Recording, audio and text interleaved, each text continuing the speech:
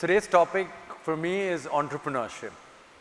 So growing up, when I was a little kid, I would always accompany my dad to the office. I would just sit there, do nothing, and just see him work. And I would even see the same for my grandfather. Though he'd meet hundreds of people every day, he'd still be updated about his businesses and day-to-day transactions. So entrepreneurship has pretty much been instilled in me since I was a child. I've always been a curious child, curious about how things work, whether it's a product or a service. It changed my way of thinking. I've always thought holistically what improvement could be done within an organization, not just mine, pretty much any business I look at. What can be done to better address consumers' needs, or even improve an overall system or process within an organization. So going back to the importance of education, this kind of kindled my interest towards studying industrial engineering at Northeastern University.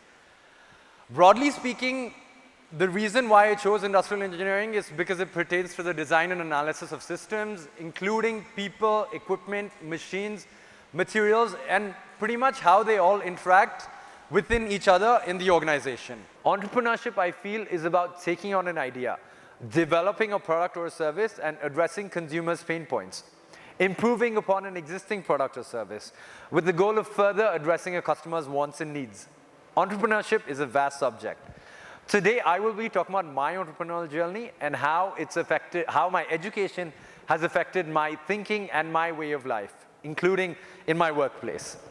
As industrial engineers, our goal is to abstain and study the information with the purpose of improving the workflow, systems, processes, and everything, so everything runs in a smooth manner, which is valid not only in the workspace, but also in the thinking of way of life.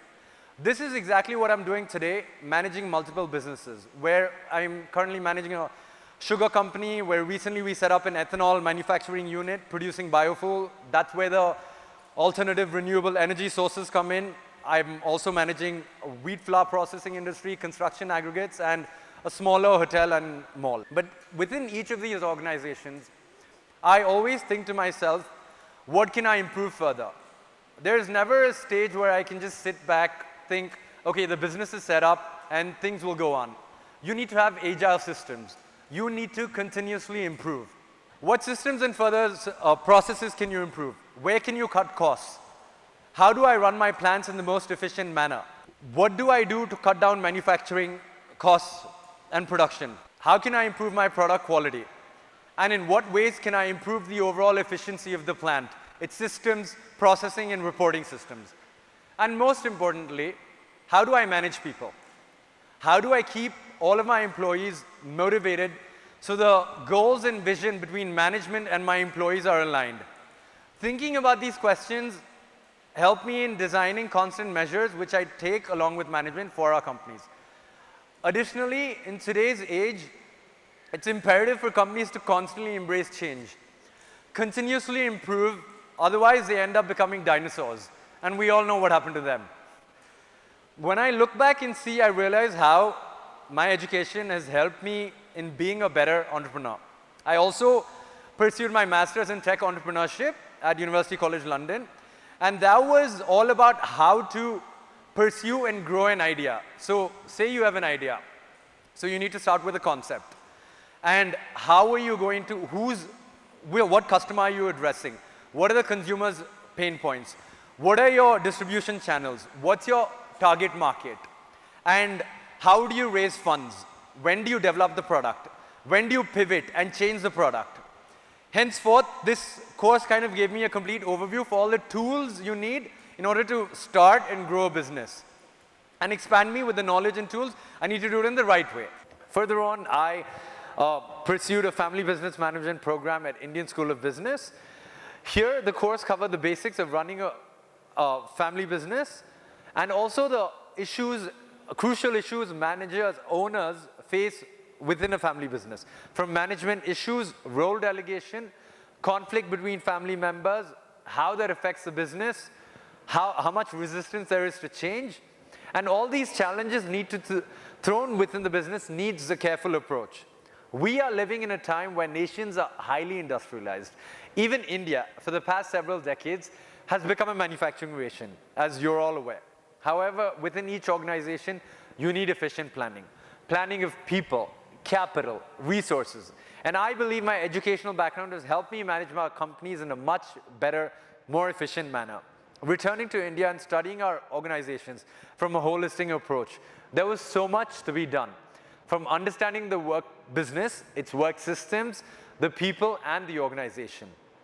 The initial challenges I faced were understanding the issues within the company and the industry, managing people efficiently, driving change within them, within the organization, making them understand why change is necessary, improving the systems and processes within the company, coming up with improved reporting techniques, overall in the goal of allowing management to view the key performance indicators and in turn help for future decision making.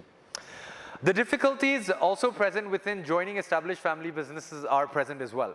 Even though within a family business and established business, everything's up and running, there is major resistance to change from family members and top management. Understanding your role and limitations with the businesses is important, and encouraging and driving change for the betterment of the organization is crucial. There is something else I would like to highlight. Even after you've implemented all the changes and revamped the organization, if the industry you work within is not conducive and the government is not supportive, you could have achieved operational efficiency within your organization. But if the industry and the government are not supportive, you're doomed. So this has been the case for sugar, for example. For the past few years, every year the government would be increasing the cane prices which we have to pay to the farmers. But sugar prices, your end product prices, have been somewhat consistent over the past, like say, 8 to 10 years.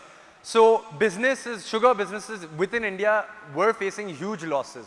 Finally, the government decided to incentivize sugar mills for the last several 2 to 3 years through subsidies, through procurement of ethanol. So now sugar companies can have a different product mix based on the profitability and the numbers. They can take smart decisions on how much sugar to produce, how much ethanol to produce.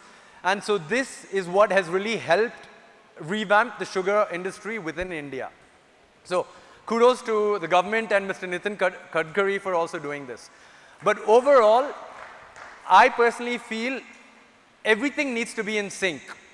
The industry, the government, the people, the resources all need to come along together. Why is entrepreneurship or why are businesses important? Well, majority of the country's GDP comes from a product or a service. These businesses employ millions of people. Their livelihood and families depend on these businesses. Businesses are what builds, it's a backbone and it's what builds the economy. Economic development is achieved through productivity and growth. And at the same time, you need to have smart people within the government. They need to come up with policies which are good for the country, good for its people, its resources, and its businesses. So when everything is really in sync, that's when a business and an economy really thrives. People have better lives, for sure. And they have higher income and can afford the basic necessities of life and more. Apart from GDP, there's another term which I really like. GNP, gross national happiness. And I've put my own personal twist on GNP. GNP of a country's people definitely significantly improves for developed or developing countries. People are generally happier. Their livelihoods are much better. So all in all, I believe businesses are the backbones to any economy. But changing the systems and processes for the betterment is good for us and the people and the nation. After all, I feel change is the only constant in this ever-changing world. This is what keeps us alive. Thank you very much.